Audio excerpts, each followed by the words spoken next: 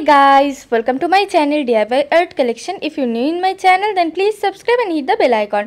Friends, আজকে আমি আপনাদের সাথে ভরাট আসনের এই ডিজাইনটা শেয়ার করছি। ডিজাইনটির জন্য ফার্স্টে আমি গ্রিন কালারের রুল নিয়েছি এবং এখান থেকে স্টিচিং করা স্টার্ট করছি এবং এখানে এইভাবে 4টে ঘর কাউন্টিংয়ে একটা 4 তুলছি, তারপরে 6টা ঘর কাউন্টিংয়ে একটা 4। এর পরবর্তীতে আমি 8টা ঘরের একটা 4 তুলছি, এর পরবর্তীতে 10টা ঘরের একটা 4। সেম ভাবে আরো আরেকটা 4 তুলে নিচ্ছি। এর পরবর্তীতে আমি 8টা ঘরের একটা 4 তুলব, যার জন্য উপর দিক থেকে এখানে একটা ঘর কমিয়ে নিলাম এবং নিচের দিক থেকেও একটা ঘর কমিয়ে এইভাবে 4 তুলছি এবং এখন 6টা ঘরের একটা 4 তুলব। এটা কিন্তু খুবই ইজি একটা ডিজাইন। আপনারা যদি তাড়াতাড়ি কোনো ডিজাইন কমপ্লিট করতে চান তো অবশ্যই এই ডিজাইনটি করতে পারেন। আপনারা কিন্তু খুব ইজিলি এবং তাড়াতাড়ি পুরো আসনটি কমপ্লিট করে ফেলতে পারেন। তো এই জায়গাটা পুরো তৈরি হয়ে গেল। এখন যে 10টা ঘরে দুটো 4 ছিল তারই ওপরে এইভাবে স্টিচিং করা স্টার্ট করব। এখানে প্রথমে 4টে ঘর কাউন্ট করে একটা 4 তুলছি, তারপর 6টা ঘর কাউন্টিংয়ে একটা 4।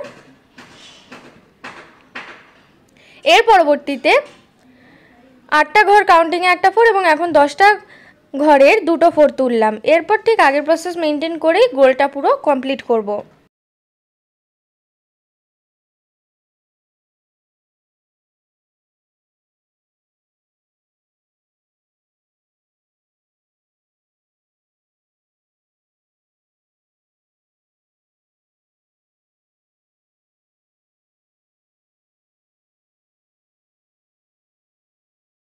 এইভাবে আমি 4টে গোল তৈরি করে নেব।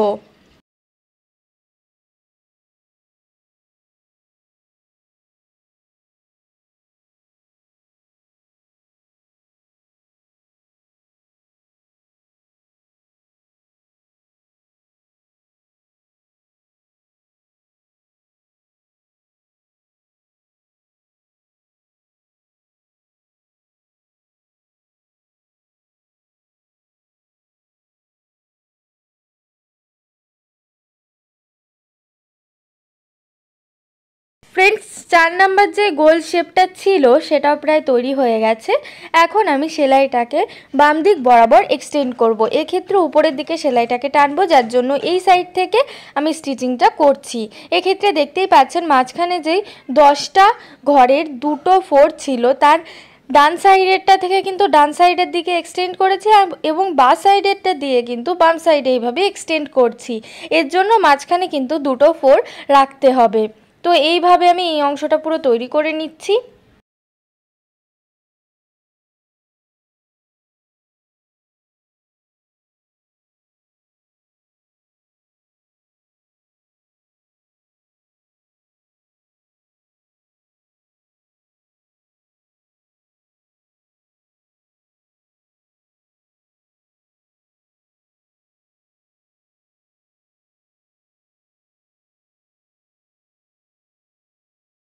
এই ক্ষেত্রে সেন্টারে একটা থাকবে এবং বোথ সাইডে 3টে করে 4 থাকবে বা 3টে করে এরকম গোল শেপ থাকবে, যার জন্য এখন আমি অলরেডি দুটো তৈরি করে নিয়েছি। এর পরবর্তীতে আরও আরেকটা এরকম গোল শেপ আমি উপরের অংশে তৈরি করে নেব।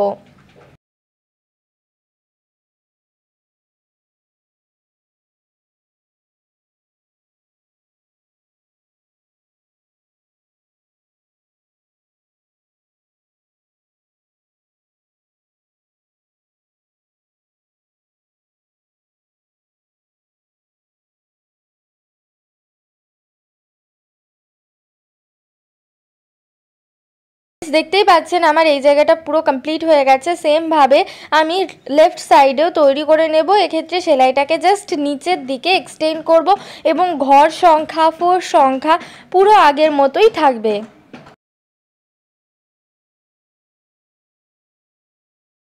এই অংশটা অফ স্ক্রিনে করে নেব। তো মাঝখানে দেখছেন একটা শেপ তৈরি হয়ে গেছে ফাঁকা অংশের। তো এটা এখন আমি কমপ্লিট করব, তার জন্য এই কর্নার থেকে স্টিচিং করা স্টার্ট করেছি।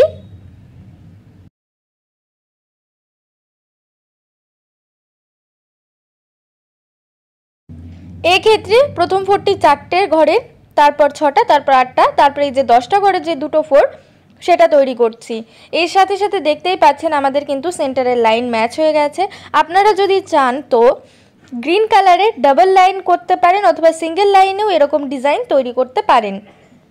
সিঙ্গেল লাইনের ক্ষেত্রে এই যে রাউন্ড শেপ আছে সেগুলো কিন্তু এইভাবে একটা লাইন বরাবর যাবে, মানে পুরো আসনে কিন্তু এইভাবে প্রথমে একটা করে লাইন তৈরি করে নিতে পারেন, তার পরবর্তীতে কিন্তু সাইডের অংশ তৈরি করতে পারেন, বা চাইলে এইভাবে যে শেপটা আমি তৈরি করেছি কনিক শেপ, এইভাবেও পুরো জায়গাটা কমপ্লিট করে নিতে পারেন।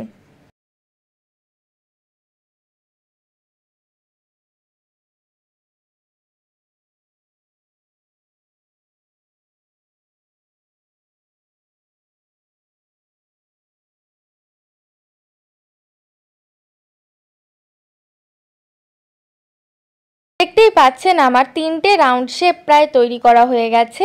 এরপর ফোর্থ যেটা বাকি রয়েছে সেটা আমি তৈরি করব। এই সেলাইয়ের ক্ষেত্রে লাস্টে যদি আপনাদের 4টে ঘর নিয়ে তৈরি হয় তাহলে বুঝবেন যে সেলাইটা পুরো ঠিক আছে। তো এইভাবে আমি এই জায়গাটা কমপ্লিট করে নিচ্ছি এবং তার সাথে সাথে কিন্তু ডিজাইনটা আমার কমপ্লিট হয়ে যাচ্ছে। এইভাবে চাইলে আপনারা মাল্টি কালার বেসেও তৈরি করতে পারেন বা এরকম সিঙ্গেল কালার বেসেও তৈরি করতে পারেন। সো ফ্রেন্ডস, যদি ভিডিওটি ভালো লেগে থাকে তো অবশ্যই লাইক করবেন, শেয়ার করবেন, চ্যানেলে যদি নতুন হন তো সাবস্ক্রাইব করে বেল বাটনকে প্রেস করতে ভুলবেন না।